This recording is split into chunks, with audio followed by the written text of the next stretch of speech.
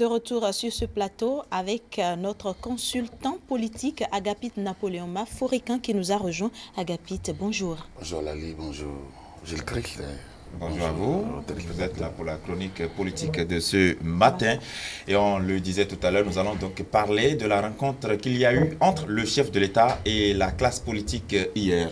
Oui, il y a eu beaucoup d'échanges au cours de cette rencontre. À la fin, que peut-on retenir? Bien écoutez, j'ai entendu que le chef de l'État a demandé une relecture. D'abord, il faut rapidement balayer cela du revers de la main. Moi, je ne l'ai pas entendu. J'ai suivi l'intégralité de cette séance. Je n'ai pas du tout entendu que le chef d'État ait parlé de relecture et ait demandé une relecture. Le chef d'État n'a pas demandé de relecture. Le chef de l'État a renvoyé la balle aux acteurs politiques et surtout aux parlementaires. Ils sont aussi bien dans le camp de la majorité présidentielle que dans le camp de l'opposition. Il faut que nos confrères arrivent à savoir lire et non piquer les trucs sur les réseaux sociaux qui sont une plateforme de manipulation et d'intoxication parfois où chacun, toute façon une plateforme où chacun pose tout ce qu'il a envie de poser. Et dans une situation du genre, il faut que chacun sache de manière claire quel est le contenu.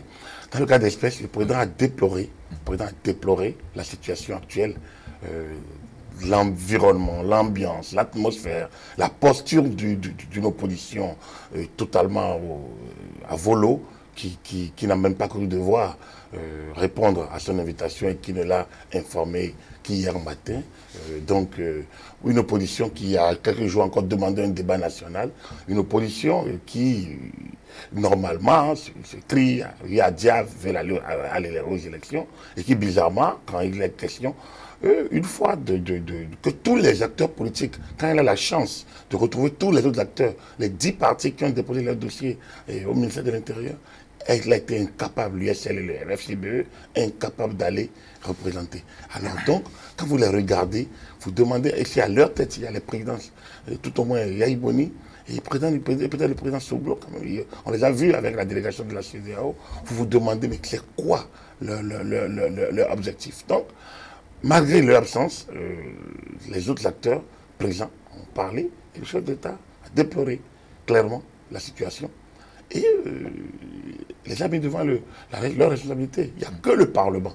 Le président ne peut rien dans le cas d'espèce. Il n'est pas législateur, il n'est pas omnipotent, contrairement à ce que les gens pensent. Et c'est ça aussi qui est un peu particulier dans ce dossier. Tout le monde attend de lui qu'il prenne des décisions, au-delà même qu'il aille enfreindre même les textes. On pense qu'il a ce pouvoir. Et au même moment, on dénonce une sorte d'ingérence. On a l'impression qu'il y a une confusion, que c'est un trait au niveau du pays. Donc, le chef de l'État, concrètement, le chef de l'État. Oui. Non, concrètement, c'est de ça que je vous parle. Concrètement, l'Assemblée va faire quoi maintenant? S'il ne s'agit pas d'une relecture des tests. Oui, mais attendez, vous allez trop vite en besogne, parce que le président n'a pas demandé une relecture des tests. On ne peut pas, parce qu'on est en jeu, on est déjà dans le jeu, on est dans le processus électoral. Maintenant, il y a une situation de blocage. Oui. Là encore, il faut remettre les choses. Il y a 2 partis politiques qui sont qualifiés pour aller aux législatives. Aucune de nos lois n'a demandé que les 2 n'aillent pas aux élections. Même une seule liste peut aller aux élections. Ce n'est pas interdit. Nulle part, parce qu'il faut qu'on reste dans la loi et après qu'on reste dans ce qui relève du politique. La séance d'hier est une séance politique. Le chef de l'État a voulu échanger pour voir un peu l'environnement. Il déplore que ce soit ces partis seuls qui soient qualifiés, mais lui n'est pas celui qui qualifie les partis. Il faut que, même si on parle de sa majorité, ce n'est pas lui qui qualifie les partis. Donc, le processus n'est pas bloqué. Par contre, sur le plan politique, il y a une sorte de blocage, disons, politique, en se disant, mais est-ce que c'est les forces acquises seulement au chef de l'État qui vont concourir? Mais à partir du moment où le président met la 7 balles à terre, c'est un acte d'humilité. Il faut le dire, quand l'opposition bombe les torses, crie, menace, et le chef d'État qui est tout puissant, il aurait pu dire, oui, mais légalement, il n'y a rien qui soit, qu'il y a eu il n'y a pas de reproche légal. Les gens parlent de tests, tout ça, mais les tests, c'est nos tests, ont été régulièrement votés, ont été mis en application dans les conditions normales. Donc, on est arrivé là parce que des acteurs de l'opposition ont voulu en arriver là. faut que ce soit clair. Les gens n'ont pas pu prendre les dispositions à temps, l'FCB n'ont pas déposé. Alors comment vous voulez qu'ils soient partis au jeu? Donc clairement, ne déposant pas eux-mêmes, vous ne pouvez pas partir à une compétition si vous n'avez pas déposé, par exemple. Alors donc le cas de l'IES, c'est différent. Maintenant, on leur dit, mettez la balle à terre, retrouvez vos parlements. C'est le Parlement qui légifère. Retrouvez vos parlements, trouvez des options. Donc, est-ce qu'il peut y avoir relecture? Ça, c'est au Parlement de décider sur la relecture ou pas. Mais aller de go pour dire le président a demandé une relecture, c'est mettre la charrue avant les bœufs. Voilà, il faut faire cette nuance qu'il appartient aux parlementaires d'analyser les différentes options possibles. C'est eux qui légifèrent. Et quand ils ont fini de légiférer, peut-être que le chef de l'État a il y a une posture politique qui peut venir de la majorité présidentielle, où il y a une sorte d'ouverture politique que le chef d'État a amorcé hier, qui peut se poursuivre. Mais ne nous leurrons pas. Le décret convoquant le corps électoral n'est pas abrogé. La Sénat ne peut pas recevoir une injonction de stopper l'activité. Jusqu'à présent, il y a deux listes qui sont candidates pour les législatives, et ces deux listes continuent la compétition, sauf si politiquement un accord est intervenu, qui peut peut-être se traduire, si toute la classe politique s'entend, il y a des aménagements qui peuvent se faire sans doute, parce que, vous savez, c'est les hommes qui légifèrent. Et quelle peut être la nature de ces aménagements-là? Le bureau de l'Assemblée nationale, le président de l'Assemblée a convoqué la conférence des présidents pour ce matin au Parlement. Donc déjà, que nos confrères sachent, que vous sachiez, et que les confrères sachent comment ça fonctionne. C'est d'abord ça, c'était le regard. J'ai été surpris désagréablement de constater quand même sur nos plateaux un peu d'incurie, où les gens sont incapables de savoir que c'est au Parlement que ça se décide. Il faut aller interroger le président de l'Assemblée nationale, comprendre que c'est là-bas que ça se décide. Ce n'est pas au palais de la présidence, où on donne des injonctions. Après, du moment où on a mis les parlementaires devant leurs responsabilités, il appartient aux parlementaires donc de se retrouver pour décider des options. Dans les options, il y a plusieurs possibilités, effectivement.